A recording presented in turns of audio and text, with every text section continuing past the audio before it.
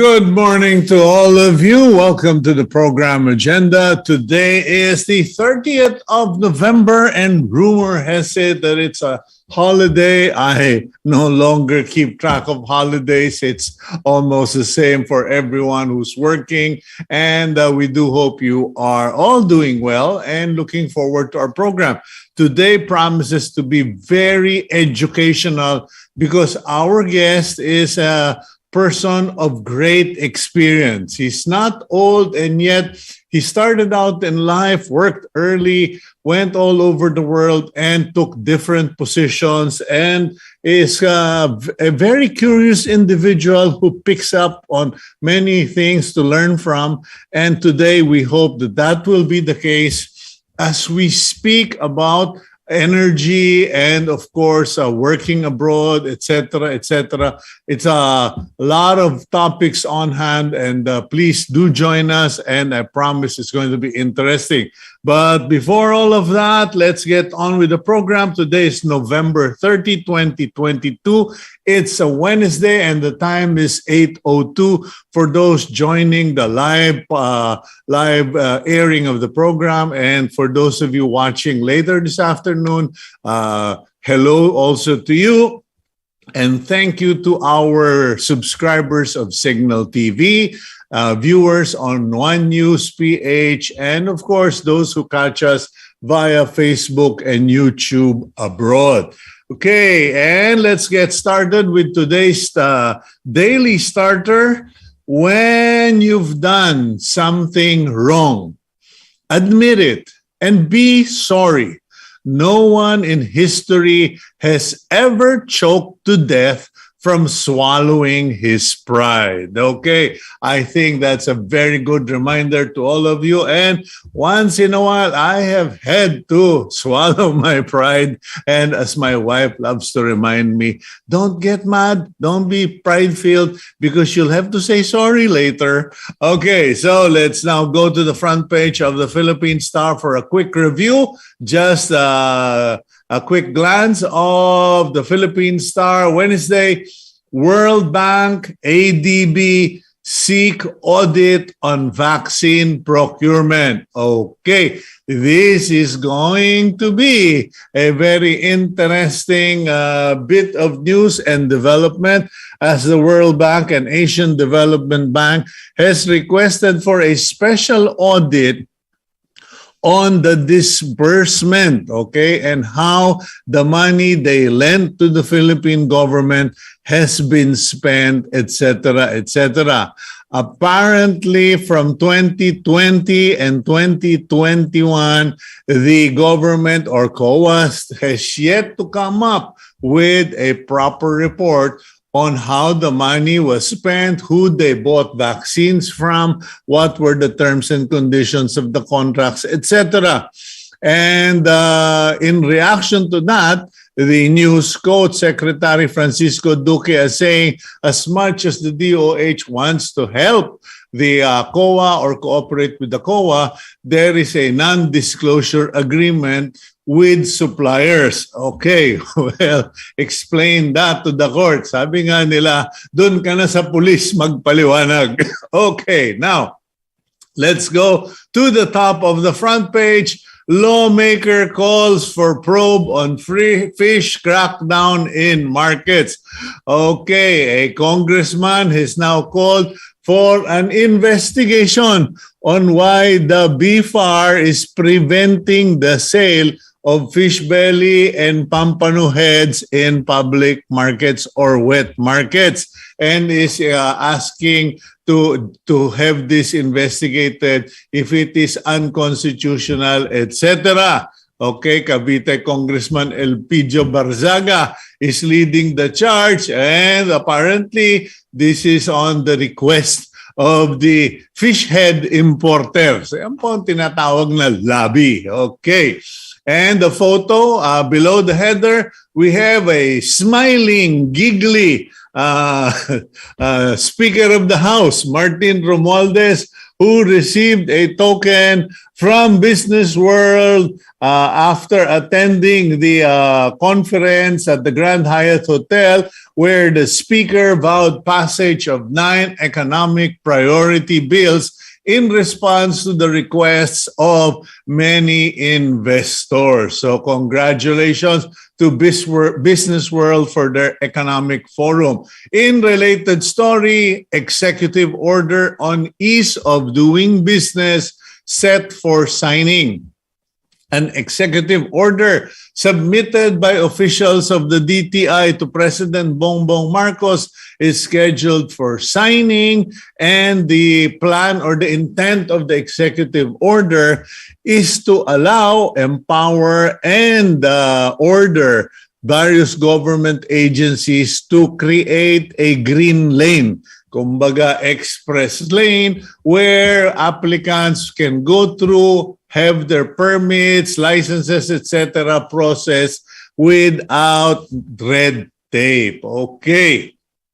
Meanwhile, the center photo, parang Back to the Future. Okay, center photo of the Philippine Star features President Bongbong Marcos' visit yesterday to the International Rice Research Institute, where he spoke with various foreign officials, and someone recreated the scene where the setting was copied from a photo taken many, many years ago in 1966, okay, when then President Ferdinand Marcos Sr. visited Erie with President Lyndon B. Johnson of the United States to check on the IR-8 variety dubbed the Miracle Rice. Okay. Aside from that, very amusing, medyo memorable photo reenactment as far as rice goes. Puro, naghihintay pa tayo ng milagro. We are still waiting for the real miracle in rice. However, President Bongbong Marcos still hoping for prices to become to be lower before Christmas. Okay. There may be easing of prices, rice prices during Christmas season.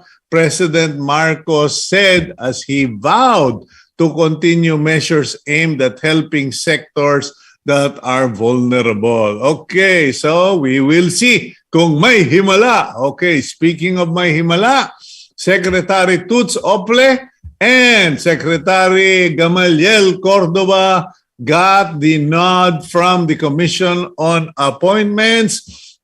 Former NTC Chairman Cordova is now Chairman of the Commission on Audit, and Susan Ople, Secretary of the newly created Department of Migrant Workers in the Philippines. Okay, meanwhile, Pag-ibig Fund commits 250 billion to pambansang pabahay. Okay. No?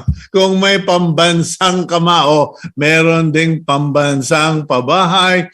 The Home Development Mutual Fund or Pag-ibig Fund has committed 250 billion to the national government's flagship program, according to the Department of Human Settlements and Urban Development. Okay, yan po yung Pag-ibig Fund Board and the lower photo of the Philippine Star. And last but not the least, MERS Aesthetics, the world's largest dedicated medical aesthetics company, unveiled its first ever Asia-Pacific celebrity ambassadors for the flagship brand Alternergy. Okay? Okay na yan. Ayan na. Okay, Koreano na naman. Wala pa tayo mga gwapong mga Pilipino. Dami naman gwapong Pilipino. Okay. Anyway, that's it for today. And that's a quick review of the Philippine Star. I'm very excited with our interview for today. So, Gabriel, let's roll out the Betamax. Vicente Perez is the co-founder and current chairman of Alternergy, a pioneering renewable energy firm. In 2001, Perez was named Philippine Energy Secretary, serving until 2005. He also served briefly as an undersecretary for the Trade and Industry Department.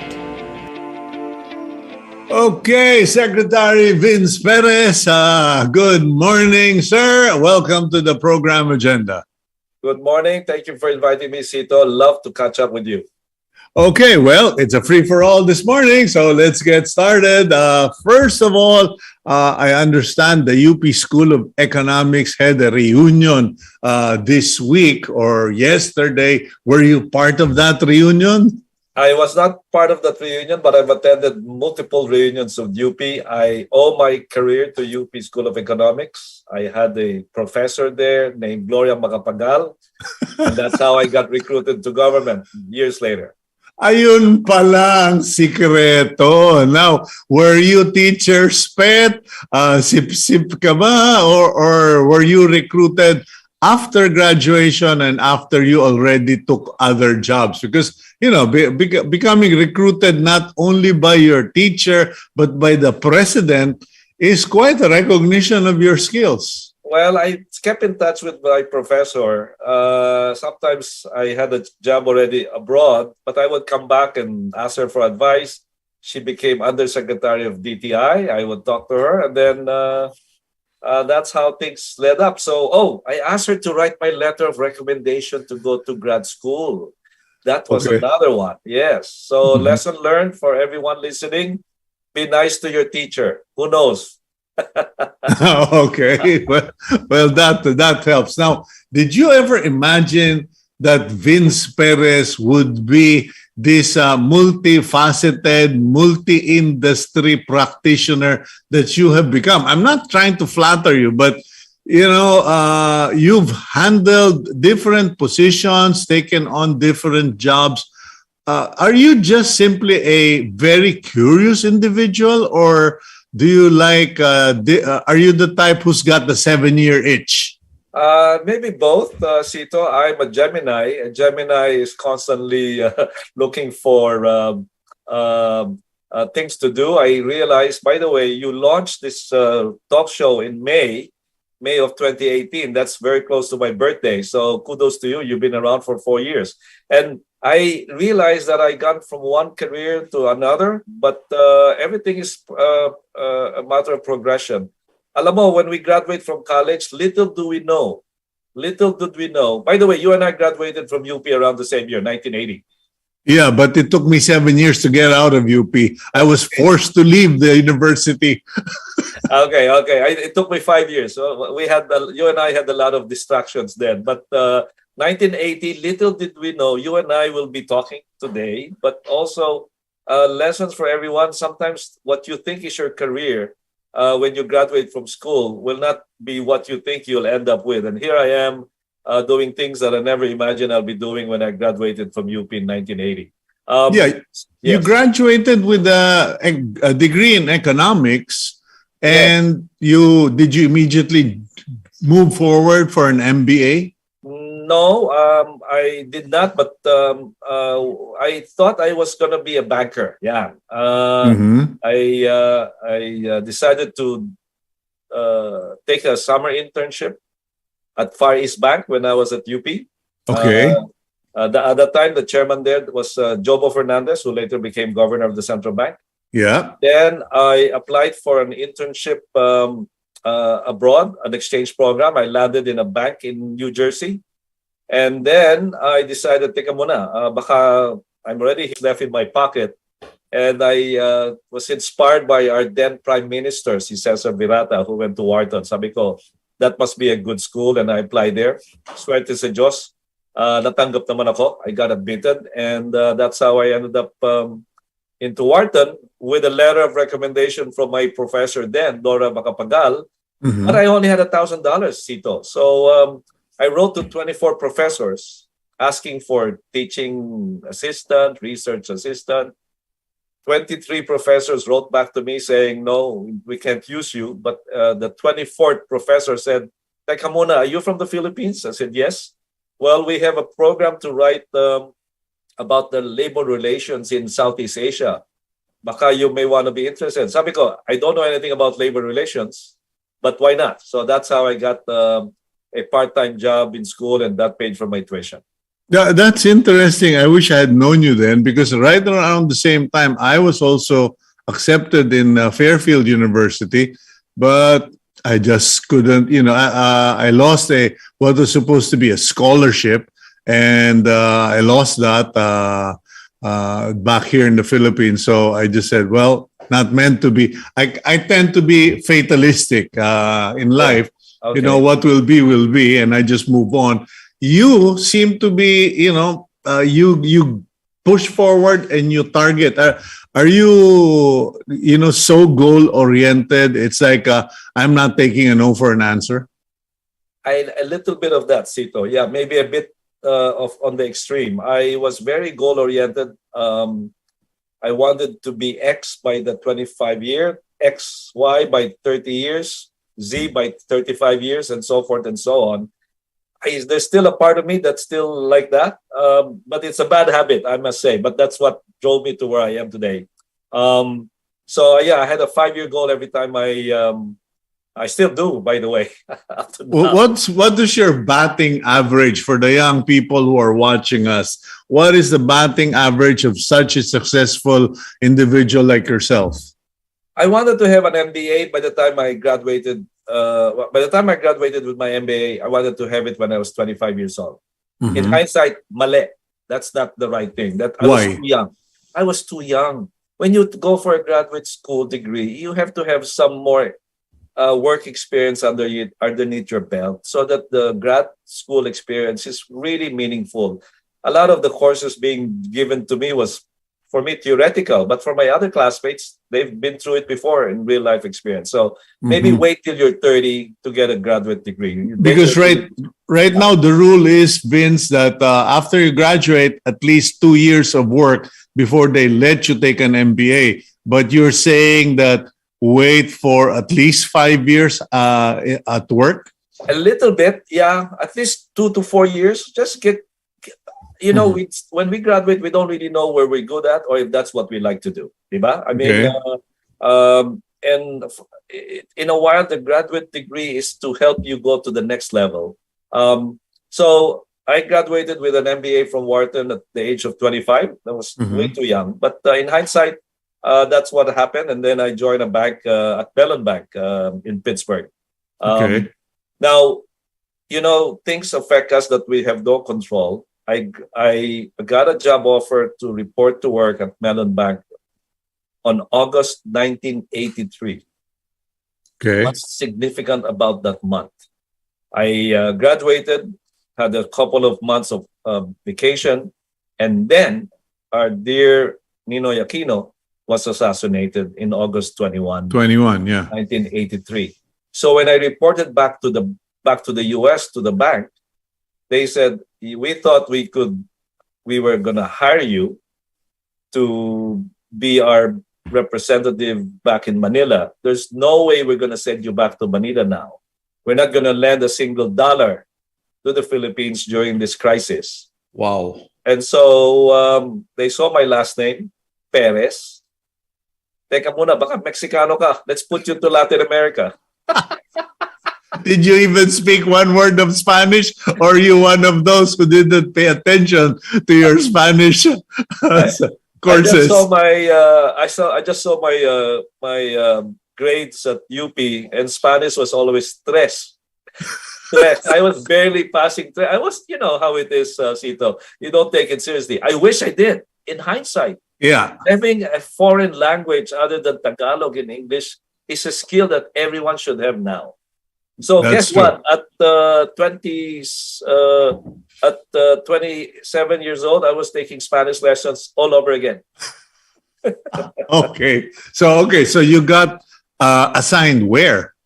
I was head of the Mexico lending desk. Well, lending is the wrong terminology. We were not lending to Mexico. At that time, there was a debt crisis, Cito. Yeah. Latin America all defaulted together with the Philippines. So the Philippines was lumped up with all the Latin American countries who could not pay their debt. And guess what? That I didn't like it. Sabi ko, why am I here? This is, this is all restructuring. It's a lot of parang workout. We were not lending, we were trying to get repaid. But sometimes I like the way you said fatalistic. There must be, if you're there because you didn't plan to, I ended up becoming one of the leading Latin American debt trading in Wall Street because of that experience. I started trading loans that were defaulted to Mexico, Argentina, Brazil, Ecuador, Poland, and eventually I became the leading trader for Philippine debt. I was the go-to for anyone who had Philippine debt exposure, a bank who says, you know what, we want to either sell down our Philippine debt, we don't know what's going on in the Philippines. We were going through a recession, remember, right after the Aquino assassination. So I was buying them and selling them to back to the Philippines. Okay, so like you were more than a fireman. You were a negotiator, a fireman, a broker for bad debts. Yes. Okay. Bad debt collector in a sense. But I had the word the Philippines on my forehead, and people were calling me from Michigan, from Hawaii, from Houston, saying we have this Philippine debt. We're not happy with what's going on with the former Ferdinand Marcos mismanagement of the economy. We want to get out. And I would buy it and then find somebody who was more comfortable with Philippine debt. Usually banks in Asia. Okay, but did you end up putting up or setting up your own firm? Because being an employee, and having to be a debt collector really sucks. Yes. So yes. That came later. That came later, Cito. I ended up, believe it or not, from Pittsburgh, Pennsylvania, to London. I ended up working in London with an investment bank. I became very active in emerging markets debt. Then how did that happen? Because Pittsburgh, Pennsylvania is okay, but compared to London, it's the boonies or Hicktown. How did they find you, or how did you find London? I ended up making a name for myself out of Pittsburgh, and then this investment bank in London wanted to beef up its debt trading expertise. It's called Lazard Brothers. It was a miracle. I jumped from Pittsburgh, yes, the Hicks of Western Pennsylvania, to one of the global cities of the world, London. No, yeah. So there I was, this UP graduate, now and working in London, and then after more than a year, they said, we want you to move to our New York office, our Wall Street office, because the market is bigger there. So they transferred me to New York. So I was employee number one of my team. By the time I left, I had 30 employees. We were very active and very busy. I became a partner. I became a partner of a Wall Street firm. How did this affect the scholar ng bayan? I think you know what I'm asking here. You and I we weren't together, we weren't batchmates or friends, but being from UP, you kind of hang out at the kiosk or somewhere, simple life, very, very simple dreams and goals. And suddenly you're jumping from Hicktown to London to New York, Wall Street. This must have affected your mind. It did. It really did, Cito. So there I was, very successful, top of, the Frank Sinatra song, New York, New York, top of the heap, But then there was an emptiness, an empty feeling inside, Cito. I was making a lot of money for the firm, lot of money, millions and millions of dollars. But I felt, what am I doing? Have I helped Mexico? Have I helped Poland? Have I helped the Philippines? No, I'm just trading, buying that at a lower price, selling it at a higher price. I was arbitraging. So there was a feeling of um, where's the meaning in this, no? And the saying goes, if you're in New York, it's a rat race. So that means if I've been successful here, I must be a big rat. Oh, wow. People Yeah. might laugh at that comment, but that hurts. Yes. That really hurts. And I know what you're talking about because the city gets cold, gray, and it's very impersonal. And, the word friend is so hard to conceive in New York. Now, Rat. didn't you have family there? I mean, I didn't have family when I was staying in the States, except for an aunt in New York. But I had no children then. I'm a late father now, but so here I am. You and I have a connection. We will talk about Palawan, and I went home during Christmas, and I like the sea. I like the water, scuba diving. I one of those things in life. I bought an island. oh, okay. Welcome to the club.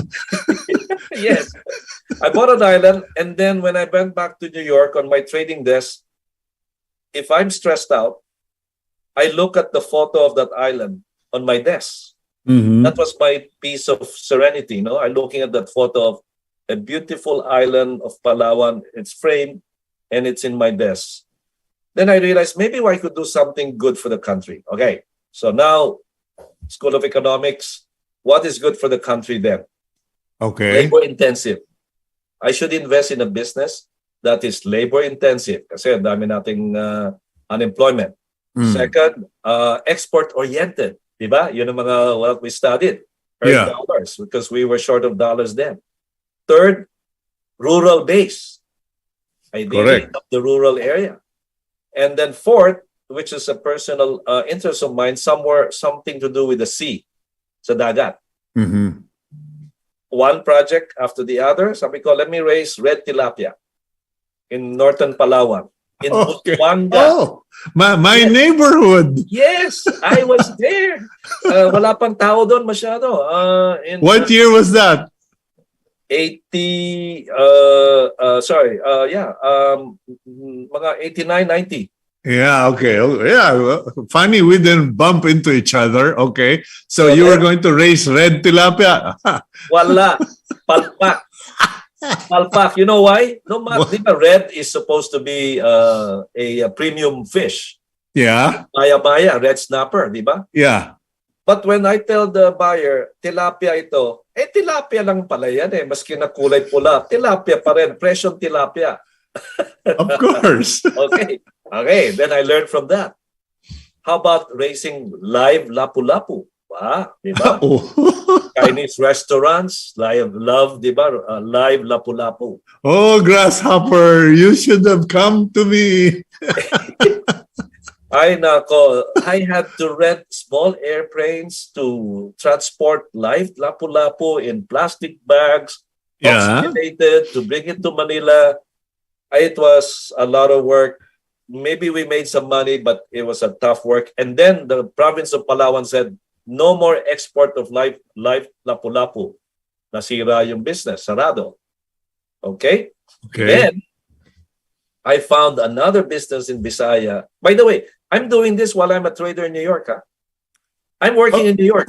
Oh, okay. Torn between two lovers. Yes, I was trying to do something good for the country because I was finding no meaning in what I was doing, but I was earning money funding these projects, these ventures. Okay, so first two, palpak. The third one was alimasag, or what we call blue swimming crabs. Yeah, blue crabs. And it's very popular in the east coast of the U.S., Chesapeake Bay, Baltimore. They love blue crabs. They make it into crab cakes. Yeah. So we found, we've set up a crab processing plant in a poor town in Negros, Manapla. We got women who were good pickers, maghimay. To himay the alimasag, and then we would pasteurize it, put it in a can, chilled, export to the East Coast. Yeah. big hit, very popular. We put Philippine crabs in the market, in the map in East Coast. Okay. Yeah, so that took off. That took off. So that didn't have an unhappy ending. Meron din. What? China started, teka muna, if the Philippines can do this, we can do this also from China. And they did it with low quality, cheap, ako naman, high quality, premium, picked by the beautiful women of the Philippines. Uh-huh. Natalo ako to China. That's, yeah, there you go. Okay, the reality of global economics bites you in the behind. Okay, Yes. we'll go for a quick break, Sec Vince, and when we come back, I want to fast track our conversation because, of course, you'd also like to talk about what's currently going on in your neighborhood or in your background. We'll go for a quick break. We'll be right back here on Agenda. Thank you.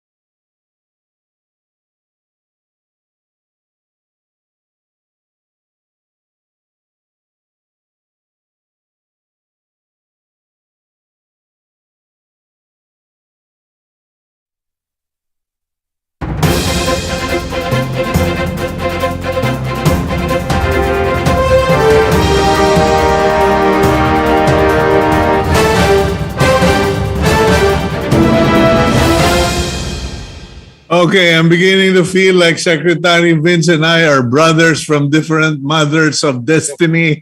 Sec Vince Perez, welcome back to the program. Thank you. We have similar experiences and woes. We both put up floating fish cages for Lapu-Lapu. We both based in northern Busuanga. But I'm glad to say, and I can proudly say, it wasn't a sad tale for me. It was a growing time of growing, beautiful experience, beautiful memories. Now, what happened to you? You left Northern Palawan.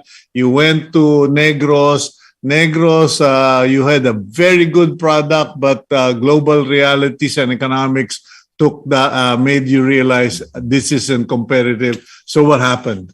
So I decided, teka muna, let's look at another business that's sustainable, ecotourism. Let's go to ecotourism in Palawan. And in 2001, I bought El Nido Resorts. With Okay. partners, Lagen and Minilong. Okay. In March of 2001, I said, this is it. This is going to be sustainable. The difference is that now it's an existing business in the startup. Mm-hmm. Ito, like you and I were trying to do with floating sea cages. So Yeah. already brand name, it's already built. And then Dos Palmas happened in May 2001. Ay, nako. Welcome to the club. I started ahead of you. I started ecotourism 89 up to 91. Actually, no, up to 90. Yeah, Dos Palmas. And after that, I too said, bye. Occupancy went down to 0. It cannot get any worse than that. And we told the employees, we're gonna survive this. See that thing about me, I don't take no for an answer. I said we will survive this. Let's cut the cost. And then I got recruited by my former professor in June of 2001. Mm-hmm. My life changed again, fatalistic in a way. I asked my father, should I take this offer? He said, you only get a chance to do national service, go do it. That's how I ended up as Energy Secretary in June 2001. Okay, let's remove the politics. Let's remove the personalities from it. Yeah. Um, is That it was a, worth it? that Is was it a tough worth one. That is was a it tough one. worth the sacrifice, Vince? Because I think there are many of our age or our generation who are being called to serve, and they're like going, "I love my family, I love my peace of mind. Keep me out of it." But you took the bullet on that one. I took it because I was young. I was 43 years old by the time I did it. I was one of the younger cabinet, and ignorance is bliss. Sabi ko, sige, kaya natin to, kaya natin. Oh my God, it was hard. Privatizing Napocor, dealing with, we had grid-wide blackouts then, Cito. You Yeah, remember the famous jellyfish incident that knocked out one of the power plants and the yeah. entire Luzon grid fell? I was called the Prince of Darkness. Vince, rhyming pa eh, Vince the Prince of Darkness. And my God, you know, you realize how catastrophic a grid-wide blackout is.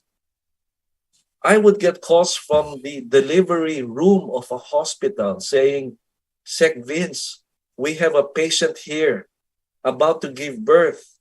Paano ba yan? When is electricity gonna come back? Mhm. That's the hard reality. On the other side, I got a phone call from someone I've never heard from in years. Somebody I was dating in UP who busted me, and she said, Vince, I'm in Boracay.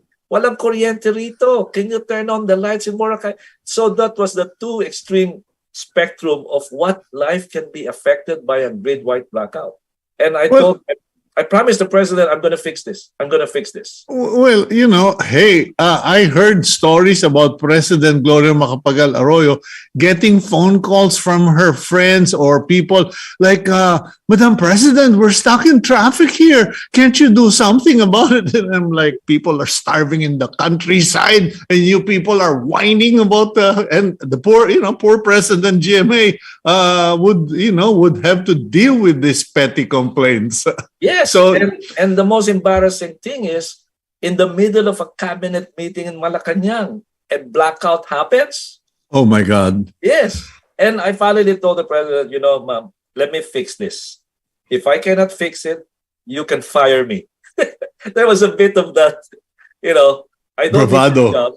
Yeah, but I also don't need this job, but I'll fix it. And luckily we did by threatening everyone at Napocor then. Anyway, I privatized some power plants. I spent 5 years until I felt that, and my love for the sea, my love for the environment, said I want to let's push renewables in this country, because and I tried to push a renewable power energy framework, and I really wanted the renewable energy law. It didn't happen after I stepped down, but I tried to promote renewable energy while I was as energy secretary, pushing wind, pushing solar, pushing geothermal. But I stepped down in 2005. Like you, my dad wasn't feeling well anymore. He had Parkinson's. And I said, I need to spend some time with the family. So I stepped down after 4.5 years. I was the second longest serving energy secretary after Geronimo Velasco. Mhm. And Cito, 4.5 years is like a college degree. A little bit less than your college degree. Which took 7 years. Yeah, rub it in. Rub it in. But sabi ko, this is like a college degree. And then when I stepped down, my mind was spinning, Cito. This is important. I want to share this with you, with everyone. My mind was spinning. What do I do next? Do I go back to banking? It was not meaningful anymore. Do I go back to lapu-lapu farming? I know. Do I teach? And so what I did, I asked a life coach. By this time, I'm about 48 years old. I asked a life coach, I need help. What should I do? So this guy, just say, let's name is Anthony. That's his first name. Mhm. He's a professional coach who helps people in their midlife figure out what to do with the rest of, the next stage of their life. So Okay. parang I was taking tests, aptitude tests, values tests, things personality test, and he came up with two conclusions. He said, you obviously love the environment, you love fishing, the water, scuba, Outdoors. but you spent 4.5 years as an energy head of the department, and you know the country well, you know the policy well, you've met a lot of people, not just in the Philippines, but other energy players around the world. Marry the two. You are an entrepreneur, you like the environment, you know energy, set up a renewable power company of your own. I owe my next career to him. He said, marry the two. Your expertise in energy, your love for the environment, your innate skill as an entrepreneur, set up your own renewable power company. And that's how Alternergy was eventually born. Cito. Okay, so you've set up the company, but filing your application in SEC, getting the mayor's permit, a business type, that's the easy part. Even getting the money for a guy like you, a former banker, that's the easy part. Actually setting up the environment or selling the idea to people. What are you selling, Sec Vince? Are you selling technology? Are you selling system? What are you selling? Selling the ability to navigate the complex process of doing business in the Philippines by getting all the necessary permits from DTI, BOI, DANR, DILG, DAR, DA, for a wind farm from the Civil Aviation Authority, for a hydro from the National Water Renewable Board, for a solar plant from the Department of Agrarian Reform. We have the most complicated number of permits just to set up a power plant in this country. At least me not taking no for an answer was a skill set, because it is so frustrating. It took us 6 years to even have all the permits in place to set up a wind farm, as you could see now in the video, in Pililla, Rizal. That building the plant itself was the easy part, Cito. Yeah. It took us 1 year, but it took us 6 years to get all the permits. You know what? I set it up in Pililla, Rizal. Why it became? We found out that it was a windy location. We thought Ilocos would always be the windiest part, but to our surprise, Pililla, Rizal. Why? Because it's very near Laguna Lake. Laguna Lake is like a wind corridor. There's no friction. Wind from the northeast, from Amihan, was blowing there. And here's one of the funny things. Pililla, Rizal, you need a permit from the LLDA, the Laguna Lake Development Authority. Good luck on that one. Yeah. I said, what happened? Why? I got nothing to do with water. No, you have a toilet in your staff room. What if that water spills? You will contaminate the watershed of Laguna Lake. Okay. Can you imagine? A toilet in my staff room requires an LLDA permit. Okay. Now, here's the thing. Listening to what you've just said, watching that video, I have to be honest. I'm kind of getting lost in all of it, because on one part, are you an energy providing company? Or are you a concierge for energy investor who will process all of the required documentation? What exactly are your services? Okay, thank you. Alternergy is a developer of renewable power plants. We own the power plants. We buy technology from best of the world, from around the world. We buy the technology, whether it's the best wind turbine, the best solar panel, the best water turbine. We get all the permits, and then we raise some equity to co-invest with us. We raise partners to come with us, to co-invest with us, and we have partners from the US, from Netherlands, from Norway, from Singapore, from Japan. And then we borrow money from banks in the Philippines to help finance the project cost. And as owners of the renewable power plants, we have about 10 operating today, wind and solar plants. We sell electricity. So what is our product? We sell green, clean electricity to the Filipino consumer. That is our clientele. We own the power plants, but we have partners. We do all the permitting in place. We borrow, we negotiate with the lenders to finance us. And so we own these power plants to create. And my goal, Cito, is to, in 5 years, produce 1 billion kilowatts. Now, Sec Vince, what does that mean? Can you please translate? Okay. 1 billion kilowatt hours is equal to 500,000 households consumption. 500,000 residential households consumption that we will provide green electricity. That is equal to the city of Manila in that sense. That is the goal in the next 5 years. That is my goal, to bring clean energy to the Filipino household. Okay, that's great. Honestly, Sec Vince, I'll be very blunt if you don't mind. I mean, the size doesn't seem to fit your visionary mindset. Correct. I mean, not big. 500,000 households. It's like, hello, that's not in the Vince Perez computation formula. You are not the first person to say that. And the reason is that there are several other players in the, we're hoping to raise, we'll talk about that in a while, but we have to raise additional equity, and everything we have to disclose in a prospectus has to be fully vetted.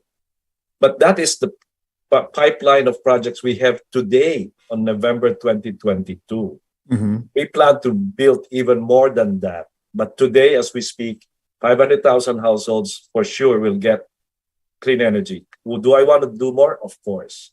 And that's why just recently, Cito, you may have heard it, Shell came to us to develop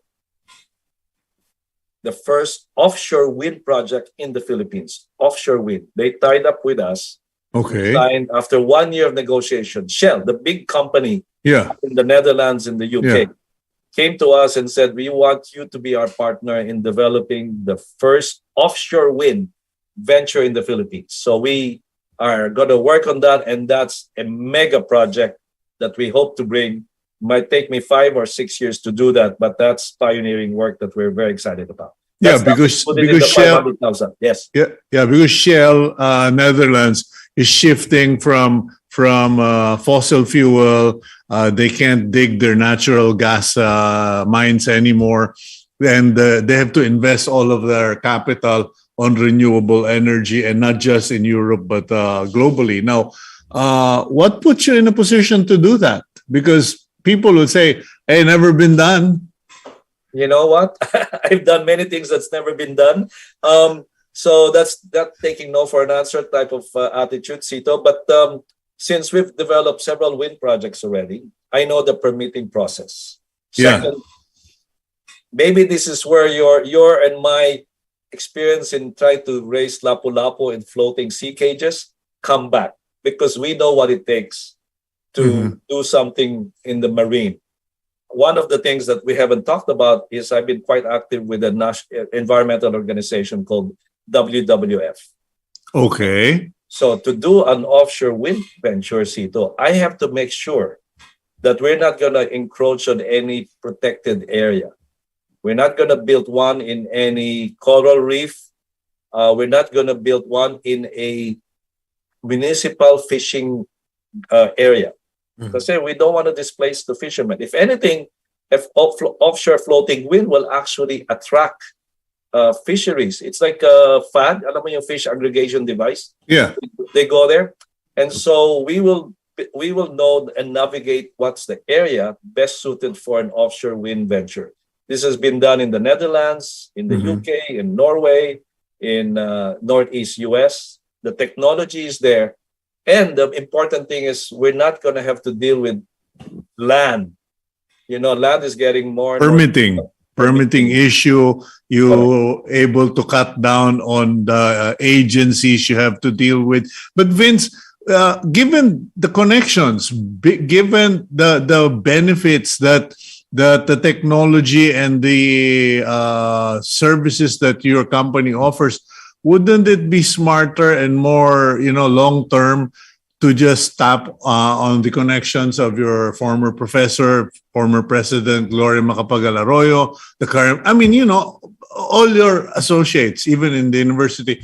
Parang, can we guys just craft a law that will simplify all of this and create a system? Because the news I read, if you heard, Malacanang is passing an EO on ease of doing business, rolling out a law that simply says, okay, we want renewable energy. Nobody gets in the way of renewable energy. We encourage Philippine banks to invest on renewable. Wouldn't be that more long-term and efficient?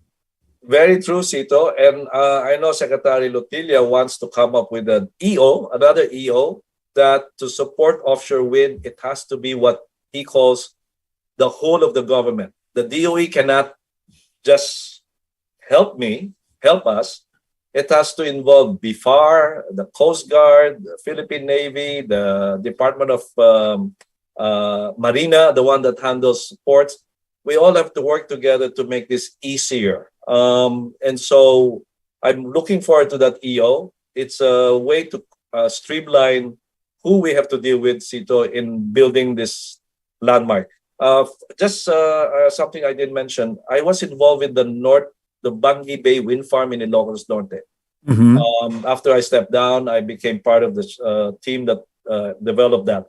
That's when I worked then with the Governor Bongbong Marcos. Yeah. In setting up that wind project in Ilocos Norte. Again, pioneering work. There was no renewable energy law then. So I feel that maybe my DNA is suited to doing this pioneering venture in offshore wind.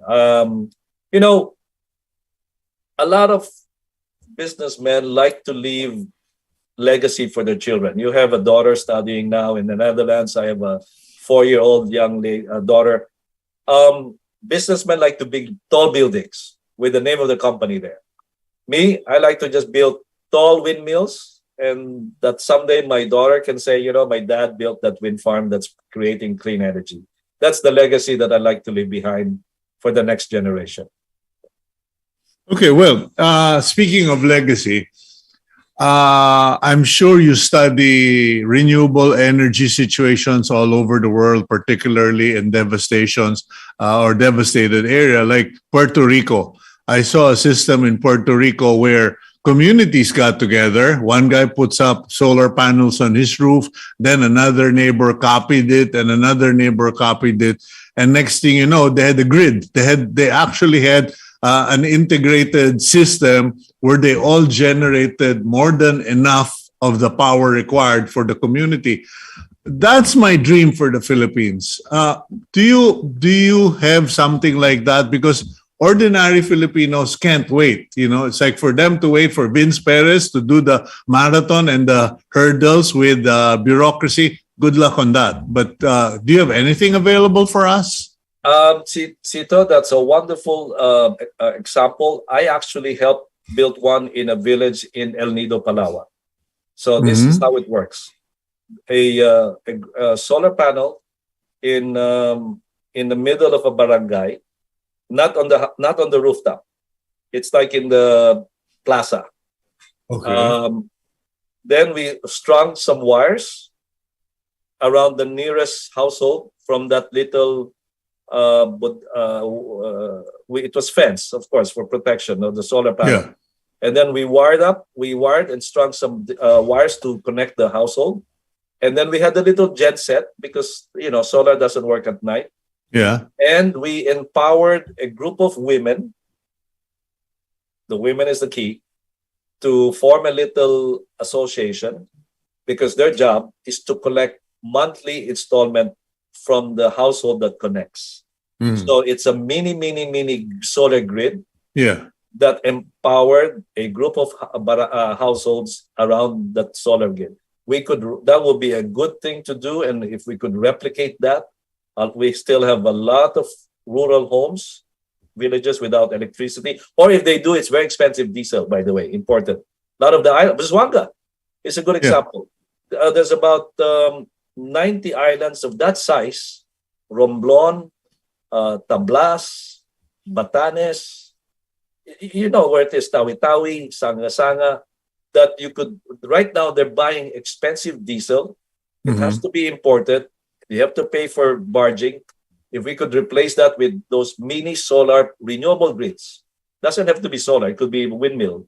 Yeah. That would be a wonderful undertaking for us to pursue. Well, even just on what the government spends, for instance, I was in consultation with some investors who wanted to check in, and I said, look, if you can just work something out with the Philippine National Police, the Department of Health, the DepEd, and just set up mini solar farms in their facilities, we the taxpayers can be saved so much money. We don't have to throw away so much money for electricity, and we could increase security and comfort for people. And I hope you can work something like that, just police precincts that have to pay so much money on electricity, etc.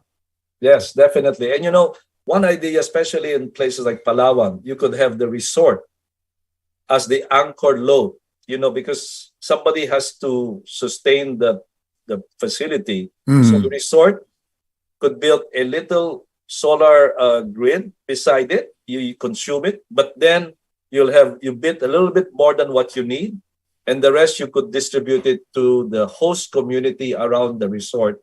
That could be another model. I know they're trying to do that in East Africa, among the safari lodges. You could replicate that in Busuanga as well, and not just electrify with cheap electricity for your resort business, but also electrify the host community that surrounds you. Yeah. Okay. Well, Sec Vince, unfortunately, excuse me, we don't have forever on this program, although I would love to carry on with this conversation. But I'll give you the time to at least, shout out to our viewers and for people who are interested in what you're doing. Thank you, Cito.